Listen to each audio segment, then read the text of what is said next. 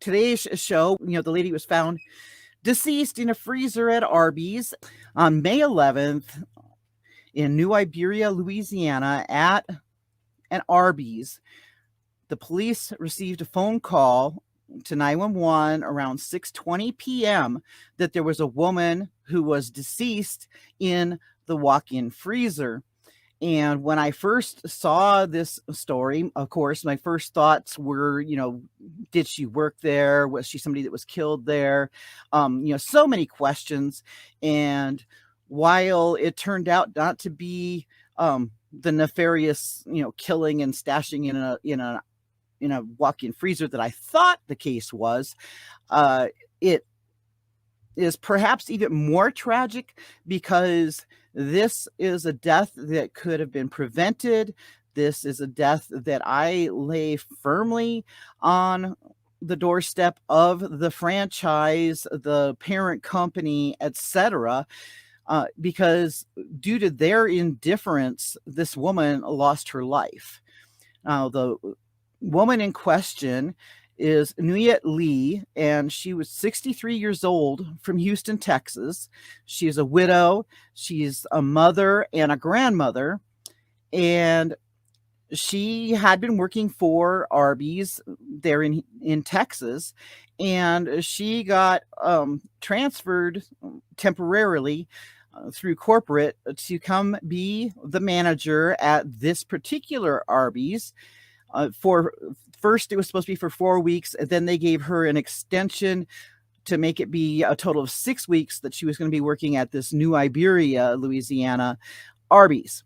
And one of her sons, or her son, I don't know the gender of her other children, was also going to be working at this Arby's, but not on the same shifts as she was. And anyway, the managers, she and her son, were the ones that had keys to the building. And on May 11th, Nuyet went to this Arby's at 9 a.m. to begin the setup. And sometime between 9 a.m. and 10 a.m., she got locked in the freezer. And at 10 a.m., the employees arrived and they couldn't get in because she's the one with the key, and usually she would open the door and let them in, but she didn't let them in. So they started calling her phone and they didn't get any answer. So they went home. And then it was hours later that the district manager realized that there was no receipts coming in from this particular Arby's. So then the district manager called Nuyet's phone, didn't get an answer. And after trying a couple times and not getting any answer, they then called Nuyet's son and asked him to check up on what was going on. That's the walk-in freezer there on your screen that she was trapped inside of. This photo is from before this tragedy, because when this happened, Nuyet fought for her life. She pounded on the freezer door so much that she had blood all over her hands and the door was covered in blood. And there's been a lawsuit filed. I'll get more into that in a moment. Anyway, Nuyet's son got the call from the district manager saying that there were no receipts coming in and that they weren't able to get his mother on the phone. So he drove over to the Arby's and unlocked the door, went in, and once he got in, he ended up going over to the freezer and he found his mother's lifeless body frozen to the floor of the freezer. And he's the one that called 911 to report it. And that is just horrible. Can you imagine finding your mother in those kind of conditions? It's hideous, but it gets much worse. There have been complaints filed by employees at this Arby's since August of last year, saying that there was something wrong with that freezer door. It was broken so that there was no way to unlock it from inside unless you used like a screwdriver. And usually when they went into this freezer, they would prop the door open with a large container of oil, for the fryers, and they would have to use a screwdriver also to open the latch. And apparently, the Nuyette must have forgotten the box, and there was no screwdriver handy for her to use to get out. So she was trapped in that freezer. The freezer's kept at -10 or colder, and just a horrible way to go. And anyway, there've been numerous service orders, or whatever you call it, to get the freezer fixed. And Nuyette even filed a complaint herself in writing. And that's something else I want to get into to you guys, is to talk to you about the importance of getting things in writing.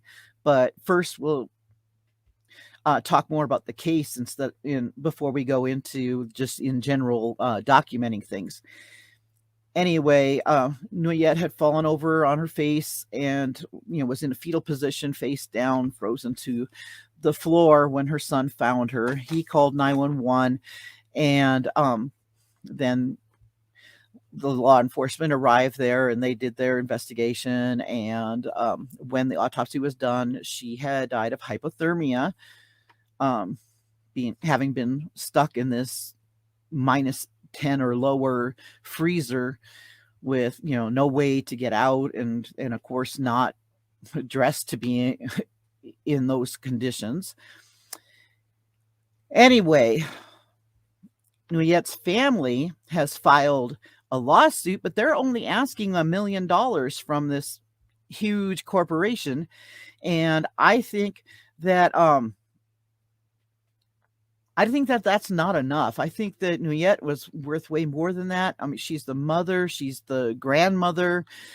She had so much to offer to the family, and this was entirely preventable. This is obviously the fault of the franchise and the parent company. The franchisee who owns this particular restaurant is Turbo Restaurants LLC, and the parent company of the whole deal, of Arby's, etc., is Sun Holdings, and they have not made any response publicly to any of this. Another thing that the lawsuit filed by the family of Nuyette is that they want the freezer to be repaired and then inspected and make sure that it's safe before this, and nobody saw her and asked where she was or anything. That's another thing that is showing to me that this is like total indifference on the part of the higher ups in this corporation, because it took until the evening, when they realized that there was no receipts coming in, for them to even check on her. The employees tried to reach her, couldn't reach her, and then I guess went home. The store never opened. Nobody reported, hey, this store isn't open, and it usually is. I mean, you would think that if there was a restaurant or a business or something that would usually open and it wasn't, you would think that maybe a well-being check or something, just to have the cops come in and inspect the place to make sure that no crimes took place there, or something. It's just really, really weird that she got stuck in the freezer between 9 a.m. and 10 a.m. and then, good morning, Celestial, and then after being frozen in that freezer, it went from 10 a.m. when the employees couldn't get in until 6:20 when her son went in and found her in the freezer. That's horrendous. That I can't imagine. And so it's just like one big screw up after another led to this woman's death. And I think that the family should get much more than $1 million. And I think that, I don't know what other kind of punishment, but this company having so little regard for the employees. And when you think about it, yeah, her car was in the parking lot, the store's not open. Um, you would think that, I mean, imagine this is a fast food restaurant, basically. That's what Arby's is. And who usually works there? Retirees and teenagers. And, being caught in the freezer is horrific.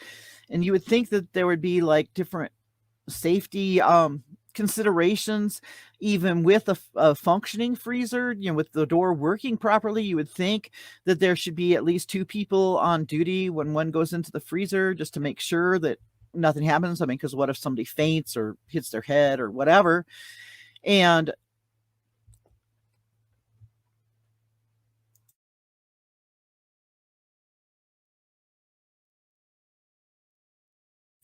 sorry, coughing fit.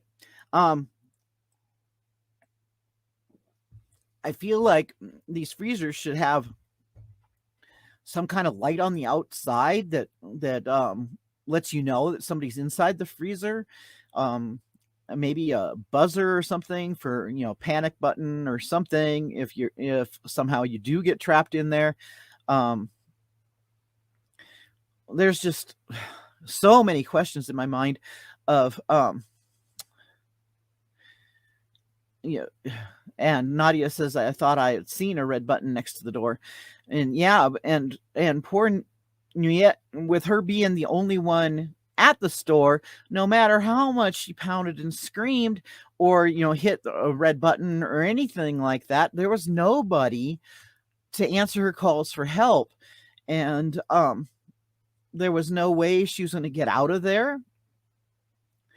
And, the panic she must have gone through, it's just horrific. And I really feel that this family deserves a lot more. And I believe that this company needs to be looked into. They need to make sure that all the franchises are safe, that the employees are safe, that they have proper what protocols when people are in the freezer. I don't think they should have just one person work. I mean,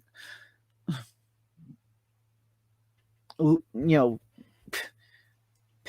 pay another employee. Make sure that there's at least two on duty at all times. I mean,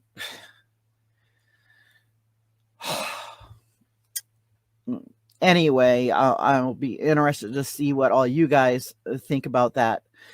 Um, and if you ever see a store or a restaurant in your area that's usually open and you see it closed, please do call in and have the place checked on to find out why. Just in case something nefarious has happened. Uh, I really feel that we need to be more aware and watch out for each other.